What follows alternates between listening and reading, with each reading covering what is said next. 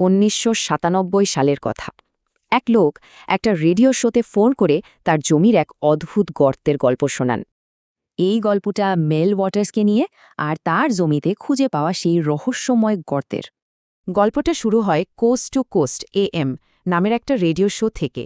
সেখানেই mail phone করেন। Mail দাবি করেন এই গর্তটা নাকি একেবারেই অন্যরকম, মানে এর আগে এমন কিছু দেখেননি বা শোনেননি। ভাবা যায় তিনি প্রায় 24 কিলোমিটার লম্বা মাছ ধরার সুতো নামিয়েছিলেন, কিন্তু তলা পাওয়া যায়নি। গর্তটা ছিল একদম নিঃশব্দ, কোনো প্রতিধ্বনি হতো না, এমনকি কাছের রেডিও আনলে সেটাও চুপ হয়ে যেত।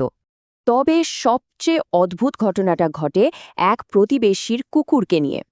কুকুরটা কিছুদিন আগেই মারা গিয়েছিল, তো সেই প্রতিবেশী কুকুরটার মৃতদেহ সৎকার করার জন্য গর্তের মধ্যে ফেলে দেয়। কিন্তু আসল টুইস্টটা হলো কিছুদিন পরেই সেই একই কুকুরকে জঙ্গলে দিব্যে দৌড়াতে দেখা যায়। মেলের এই গল্পটা রেডিওতে প্রচার হওয়ার পরে সবকিছু কেমন যেন হঠাৎ করেই পাল্টে গেল। হঠাৎ করে সরকারি এজেন্ট পরিচয় দিয়ে কিছু লোক আসে আর পুরো এলাকাটা ঘিরে ফেলে। তারা বলে ওখানে নাকি প্লেন ক্র্যাশ করেছে, আর মেলকে মোটা অঙ্কের টাকা দিয়ে দেশ ছাড়তে বাধ্য করা হয়।